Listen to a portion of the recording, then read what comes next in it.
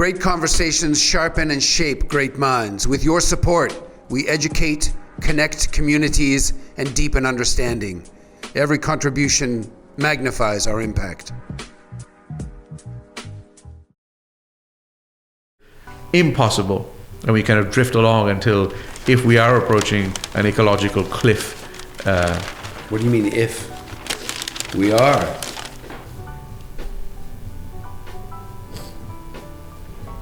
Well, and God knows best, but I believe the indicators are all there. I'm not a denier.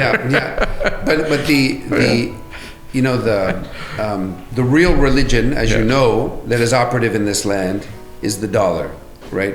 The real religion is a kind of radical capitalism, right? That has infiltrated Christianity, and even in some ways has infiltrated Muslim, ways of thinking, to think that that ultimately the pursuit of power and it's wealth, even called the almighty dollar. Yeah, the almighty dollar. I mean, and this is something that I think it's clear that humanity. I think humankind will not survive unless there's a spiritual revolution, a revolution of consciousness, and that has to transcend, of course, just the Muslims. But I think Muslims can be an active part of that. Muslims can certainly be like yeast, the agents of some of that arising and some of that renewal. And I think we're going to have to go back to a model, even a pre-prophetic model of Islam, where you remember that the Prophet, upon him be peace, when he was a younger man before prophecy, had an opportunity to align himself with other young men in Mecca to oppose the abuse of a Yemenite worker, right, at the hand of one of the esteemed uncles, one of the wealthy uncles.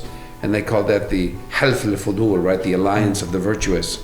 And even after prophecy, and of course they got that uncle to relent, to pay the worker his wages, so justice was served.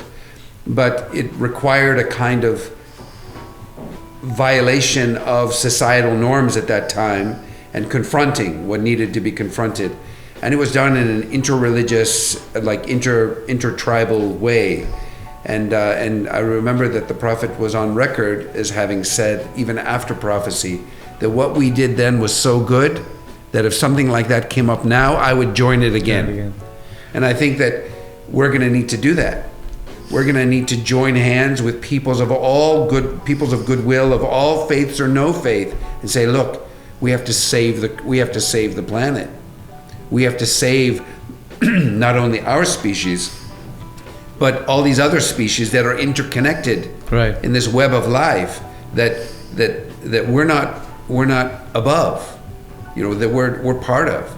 And I think that has to be, it may be that we won't wake up to that until things are so bad and so severe that we have no other alternative. But I think ultimately I can already see how Islam can be part of that conversation in a very healthy-minded, pro-life in the sense of pro-all life, trying to preserve life, care for life, sustain life, and to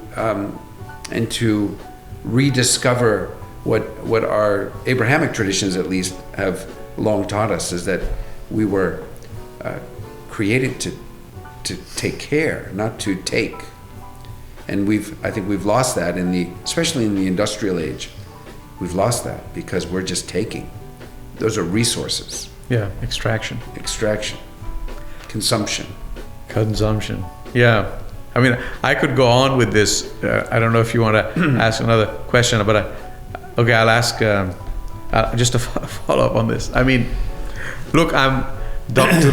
Tibadi. I'm with you.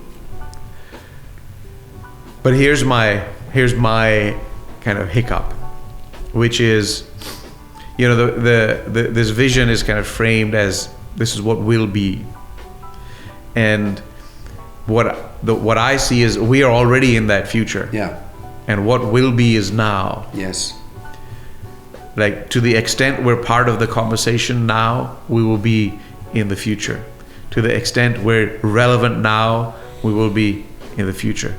to the extent we're united now, we will be in the future. Which means, to your question, the future is like today. Yeah. If you assume a normal development and evolution and progression of time. The future, I feel, will likely be different because we will probably experience disruptions like we haven't never witnessed before, and that is impossible to predict, like the outcome of that. Yeah. Food disruptions, energy disruptions, Climate. water disruptions. Yeah. And people, I mean, migration, Yeah. population. I mean, demographics is such an interesting thing.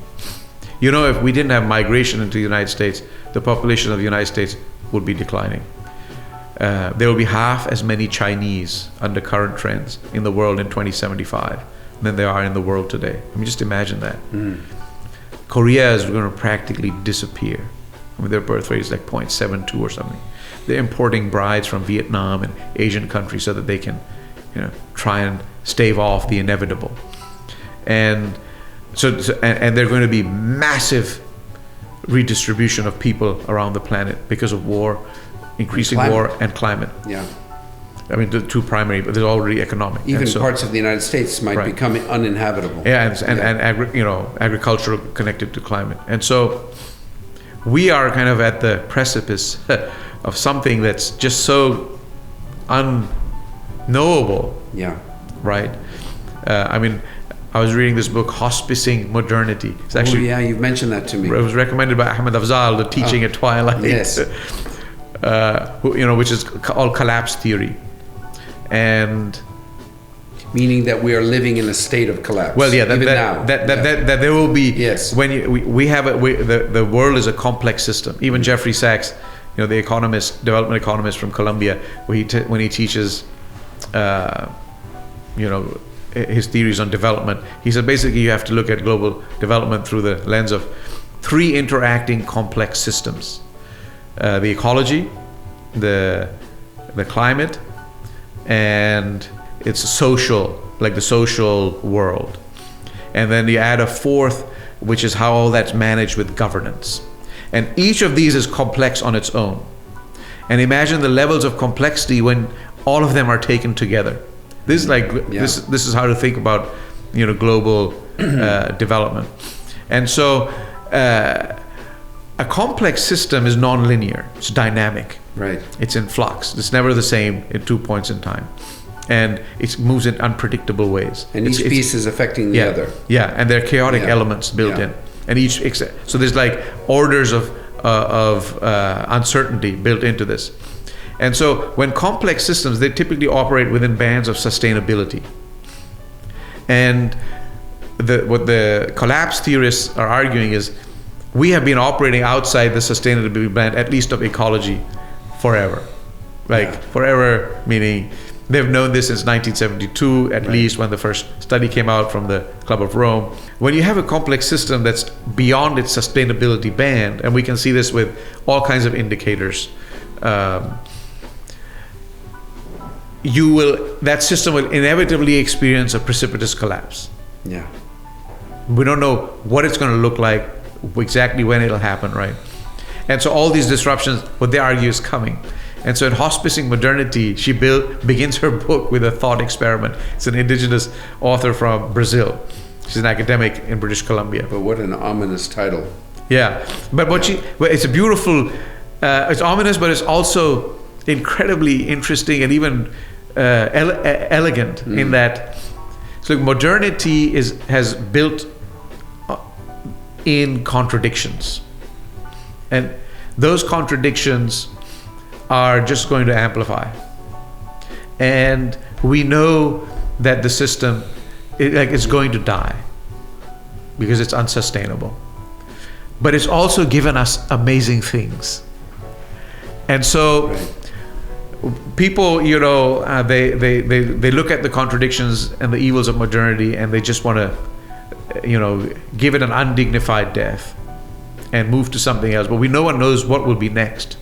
That's and right. so, and we can't sort of go back to a medieval. And we can't ideal. go back. Yeah. And so what she says is, let's just live in this moment of uncertainty, that this is going and something else is coming, but we don't know what's coming. Allow ourselves to imagine what could be, while at the same time giving modernity a more dignified death, like hospicing modernity, so that we can honor and cherish some of the good that it has given us, while knowing that it has its time is coming to an end. And so she begins her book with a thought experiment, where she's invited to a conference, and it was part of a conference that she had participated in on education and what it'll look like in 2049, like 20 years after or 30 years after the conference was held, I believe 2019. And so she begins so here we are, convened at this global conference, and if we have representatives of all 3 billion people on the planet, 3 billion people on the planet, and they're all coming in through this Zoom. And so she just kind of throws in that, well, it didn't end up being we were 10 billion or 14 billion the projections show. We're at 3 billion. And how did this happen? And what does this mean for the world?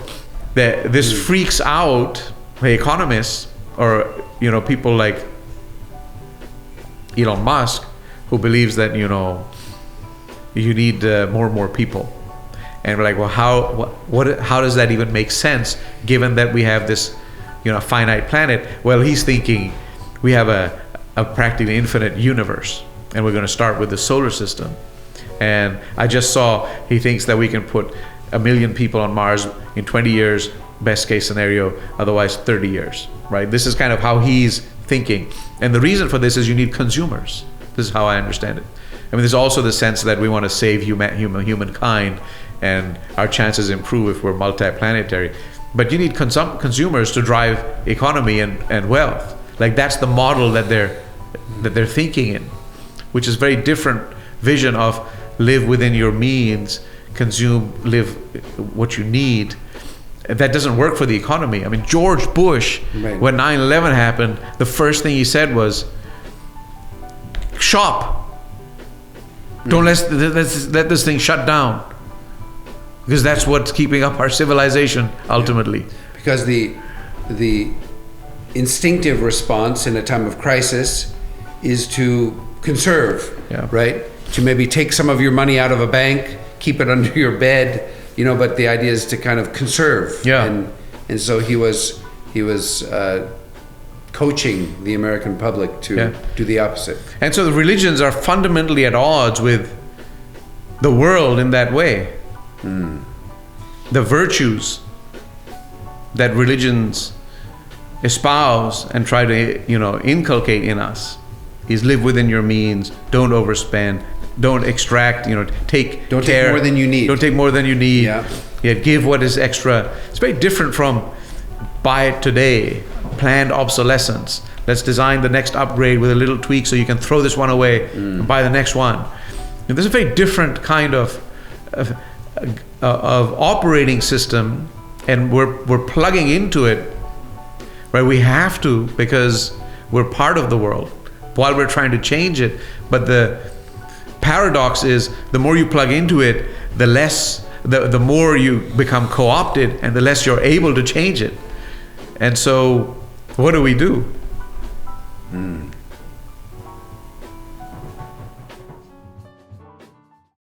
This is a very special time for the American Islamic College. We have been through a lot. Musa and the Banu Israel, and all of those children of Israel who were following him out of Egypt and into the desert, they had a 40-year period of hardship and struggle. In the American Islamic College, we've had our 40 years of wandering in the desert and struggling. So we are now in a moment of God's realization of the dream of AIC. And so this is a very exciting moment for people to come on board as students, as faculty, as staff, as supporters, and as donors, as community members who are believing again in the dream of AIC, and now watching and helping, supporting the college to rise and to grow, God willing, into America's first great, independent, proudly Muslim university.